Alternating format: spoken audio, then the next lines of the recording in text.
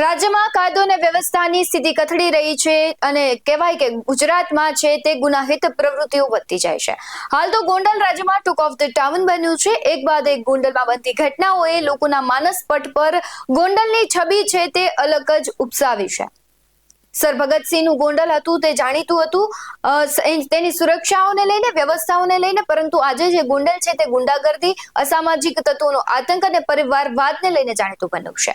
ગોંડલમાં બનેલી ઘટનાઓમાં સૌથી ચર્ચિત અને રહસ્યમય ઘટનાઓ એટલે કે રાજકુમાર જાટ અને અમિત ખૂંટ આત્મહત્યા કેસે ચકચાર મચાવી છે. નમસ્કાર, આપની સાથે હું છું ભગવતી વિશાવડિયા.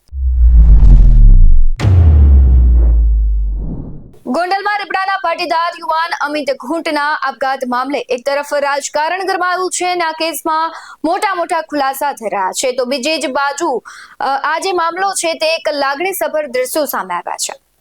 અમિત ખૂંટના પરિવારમાં હાલ તો માતમનો માહોલ છવાયો છે, ત્યારે અમિત ખૂંટના નિવાસ સ્થાને ગોંડલના ધારાસભ્ય ગીતાબા જાડેજા સહિત મહિલાઓ સાંત્વના પાઠવવા માટે પહોંચી હતી.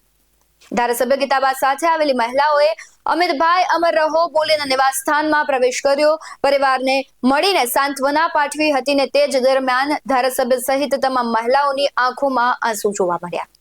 ધારાસભ્ય ગીતાબા જાડેજા સાથે મોટી સંખ્યામાં મહિલાઓ જોડાઈ હતી અને અમિત ખૂંટને શ્રદ્ધાંજલિ અર્પણ કરી હતી. નોંધનીય બાબત એ છે કે મૃતક અમિતને એક નાનું પુત્ર છે, ત્યારે સ્વ અમિત ખૂંટના પુત્ર મંત્રએ ગોંડલના ધારાસભ્ય ગીતાબા જાડેજાના ખોળામાં બેસીને મંત્રએ પોતાની માતા બૃંદાબેનના આંસુ લૂછ્યા અને આ દ્રશ્ય જોઈને સૌ કોઈના આંખમાં આંસુ આવી ગયા.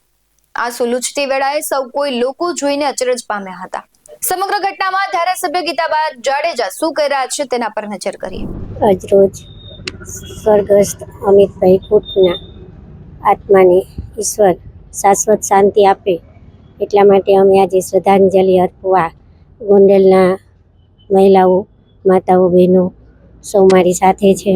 અમે સૌ એમને અંતકરણપૂર્વક તેમના દિવ્ય આત્માને માતાજી શાશ્વત શાંતિ આપે એ માટે અમે સૌ આવ્યા છીએ અને ભગવાનના ચરણોમાં પ્રાર્થના કરીએ છીએ એમના પરિવારજનો ઉપર આવી પડેલી આફત અને દુઃખને સહન કરવાની શક્તિ આપે. અમિત ખૂંટ આત્મહત્યા કેસમાં અનેક ખુલાસાઓ થાય છે અને હજુ આ કેસમાં નવા ખુલાસાઓ પણ થશે, પરંતુ પ્રશ્ન એ છે કે કેમ ગોંડલમાં ભેદી મોતની ઘટનાઓ બને છે?